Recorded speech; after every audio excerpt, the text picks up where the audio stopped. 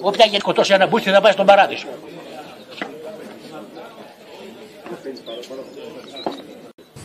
Όχι, κανείς δεν πήγε στον παράδεισο σκοτώνοντας, ούτε καν μισώντας. Γεια σας. Σήμερα θα μιλήσουμε για τη σχέση της ομοφοβίας, της τρανσφοβίας και γενικά των κακοποιητικών ιδεών και συμπεριφορών εις βάρος των ΛΟΑΤΚΙ ανθρώπων με τη θρησκεία, συγκεκριμένα με τον χριστιανισμό. Επειδή το θέμα είναι τεράστιο και πολύ σοβαρό, θα προσπαθήσω να είμαι όσο το δυνατόν σύντομος και περιεκτικός.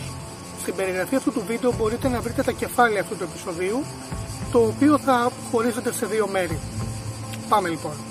Τα τελευταία χρόνια, ακόμη και μετά την ψήφιση των νόμων για την νομική αναγνώριση της ταυτότητας φύλου και το σύμφωνο συμβίωσης και των ομόφυλων ζευγαριών, ακόμη και αν σε περισσότερες πια χώρες επιτρέπεται και αναγνωρίζεται νομικά ο γάμος ομόφυλων και ΛΟΑΤΚΙ ζευγαριών, οι κακοποιητικές συμπεριφορές, ο ρατσιστικός λόγος, οι έμφυλες διακρίσεις και ακόμη χειρότερα τα έμφυλα εγκλήματα δείχνουν να απογειώνονται.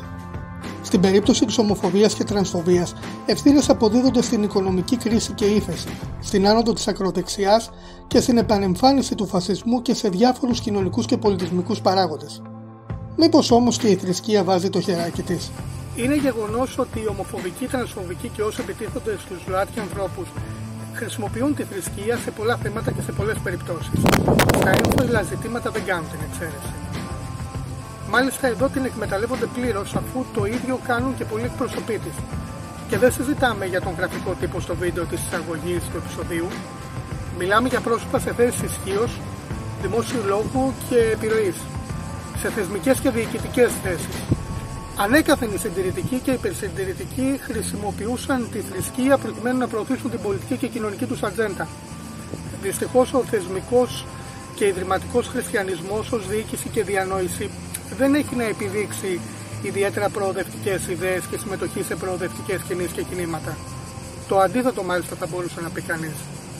Με το τέλος των διωγμών, ο χριστιανισμός έγινε η επίσημη κρατική θρησκεία της αυτοκρατορίας σε Ανατολή και Δύση.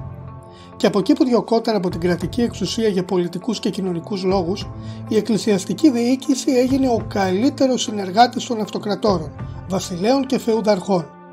Η εκκλησιαστική διοίκηση νομιμοποιούσε την ελαίο Θεού κρατική εξουσία και εκείνη φρόντιζε να απαλλάσει την πρώτη από τους εχθρούς και αμφισβητείες της.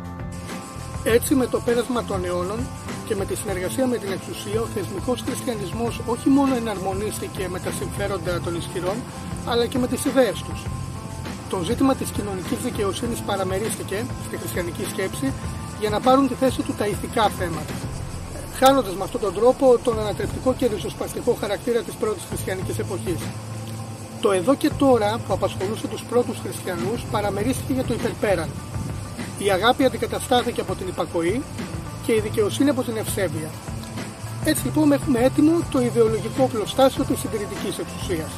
Με το διαφωτισμό και τις κοινωνικές επαναστάσεις της νεότερης εποχής, ο θεσμικός χριστιανισμός αντί να ανανεωθεί και να ξαναβρει τις ριζοσπαστικές ρίζες του, παρέμεινε πεισματικά υπερσυντηρητικός και αντιδραστικός, σφιχταγκαλιασμένος με κάθε είδους εξουσία. Με την εξέγερση του Stonewall στις Ηνωμένες Πολιτείες το 1969, ένα σεισμός συντάραξε τον κόσμο. Την ίδια εποχή που το αντιπολεμικό κίνημα κατά του πολέμου στο Βιετνάμ, το φεμινιστικό κίνημα και το κίνημα για τα πολιτικά δικαιώματα άλλαζαν τη Δύση, οι ΛΟΑΤΚΙ άνθρωποι συνέχιζαν να διώκονται και να υποφέρουν όχι μόνο από κοινωνικές και πολιτικές διακρίσεις, αλλά και από την ίδια την νομοθεσία, ακόμη και από δίθεν ψυχιατρικές ή και θρησκευτικές θεραπείες. Το Stonewall υπήρξε μια από τις αφορμές και απαρχές της γέννησης και ανάπτυξης του σύγχρονου κινήματος για τα δικαιώματα των ΛΟΑΤΚΙ ανθρώπων. Το πρώτο Pride ήταν και η πρώτη επέτειος της εξέγερσης. Αρκετές δυτικές χριστιανικές εκκλησίες ακολούθησαν αυτή την κίνηση. Ευαισθητοποιήθηκαν και τελικά όχι απλώς αποδέχτηκαν τα ΛΟΑΤΚΙ μέλη τους, αλλά προχώρησαν στο γάμο και στην χειροτονία τους.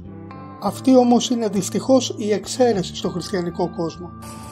Η πλειοψηφία των χριστιανών αλλά και των εκκλησιαστικών διοικήσεων δεν έχουν τη στάση που θα τέριαζε στη χριστιανική ταυτότητά τους. Όχι απλώς δεν καταδικάζουν τον κακοποιητικό λόγο και συμπεριφορά εις βάρος των ΛΟΑΤΚΙ ανθρώπων, αλλά ακόμη χειρότερα τα παράγουν και αναπαράγουν. Η ομοφοβία και η τρανσφοβία είναι ιδέες, σκέψεις, τάσεις, στάσεις, λόγος και συμπεριφορές. Η ομοφοβία και η τρανσφοβία Ο μισογυνισμός και ο σεξισμός είναι όλα παράγωγα της πατριαρχίας και της τοξικής αρενοπότητας. Είναι ανδροκεντρικά και πατριαρχικά. Συνδυάζουν το άγχος της ακεραιότητας του ετεροκανονικού ανδρισμού με το μίσος για το θηλυκό και βεβαίως με το άγχος για την μη ετεροκανονική επιθυμία. Το τελευταίο δεν είναι απλώς άγχος, αλλά μάλλον βασανιστική αγωνία. Η ομοφοβία, η τρανσφοβία και γενικότερα αυτού του είδους οι στάσεις εναντίον των ΛΟΑΤΚΙ ανθρώπων συνδέονται άμεσα με την ακροδεξιά, τον φασισμό και τον θρησκευτικό φανατισμό και φονταμενταλισμό, προβάλλοντας την κυριαρχία και καταπιέζοντας την επιθυμία.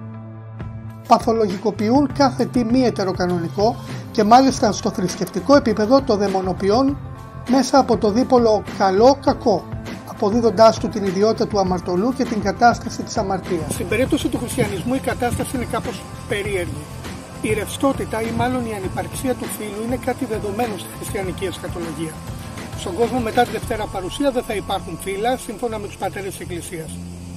Από την άλλη όμως, στη δημιουργία του κόσμου, τα δύο βιολογικά φύλλα ταυτίζονται με δύο μόνο κοινωνικά και με ένα μόνο ερωτικό προσανατολισμό, τον ετεροκανονικό. Τον ετεροφιλόφιλο μεταξύ CIS ανδρών και CIS γυναικών, μόνο εντός γάμου και σχεδόν με μόνο σκοπό την αναπαραγωγή. Εδώ βλέπουμε ένα βασικό προβληματικό σημείο σε χριστιανική θεώρηση, μια αντίφαση. Τι εννοώ? Η ερωτική σχέση και γενικότερα η ερωτική ζωή νομιμοποιείται μόνο εντός ετεροκανονικού ετεροφιλόφιλου γάμου. Ο γάμος νοηματοδοτεί τα φύλλα και τα έμφυλα ότα παραμένουν και αποκτούν σημασία και σκοπό μόνο μέσω του γάμου. Και με τους μοναχούς και τις μοναχές τι γίνεται? Υποτίθεται ότι η ερωτική ζωή δεν έχουν, ούτε παντρεύονται. Άρα πώς νοηματοδοτείται το φύλο τους? Είναι κατώτερα όντα ως έμφυλες υπάρξεις? Τότε γιατί η παρθενία και ο μοναχισμός έχουν φτάσει να κατέχουν ανώτερη θέση από το γάμο και τη συζυγία, τουλάχιστον όσον αφορά τις ανατολικές ορθόδοξες εκκλησίες και τη ρωμαιοκαθολική? Έχουμε δύο ανθρωπότητες. Η μία περιμένει την άφιλη ύπαρξη μετά τη Δευτέρα Παρουσία και η άλλη τη ζει ήδη. Ο Θεός κάνει διακρίσεις? Ασφαλώς και κάνει, ο δικός του Θεός που είναι στο δικό τους μυαλό.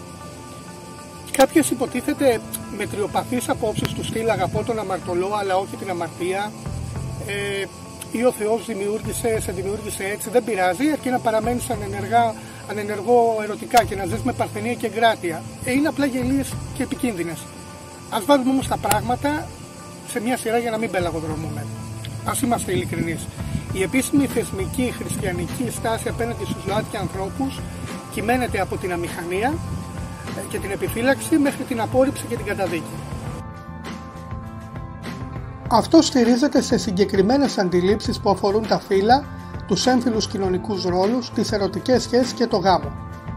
Οι παρανοήσεις και οι παρεξηγήσεις που δημιουργούν την αρνητική στάση απέναντι στους ΛΟΑΤΚΙ ανθρώπους ξεκινά από την ερμηνεία συγκεκριμένων σημείων στην Αγία Γραφή, γνωστή στον περισσότερο κόσμο ως βίβλο. Στην Παλαιά Διαθήκη, στο βιβλίο της Γένεσης, περιγράφεται η τιμωρία των κατοίκων των Σοδόμων. Μια από τις κατηγορίες που τους αποδίδεται είναι η απόπειρα ομαδικού βιασμού των φιλοξενούμενων του Λότ από τον όχλο. Όπως έχουμε πει στο παλαιότερο βίντεο με τίτλο «ΛΟΑΤΚΙ, ομοφιλοφιλία και θρησκεία χριστιανισμός», το προφανές έγκλημά τους ήταν ο ομαδικός βιασμός. Ήδη οι άδικες κοινωνικές συνθήκες και πρακτικές τους είχαν καταδικάσει. Ξεκάθαρο νομίζω.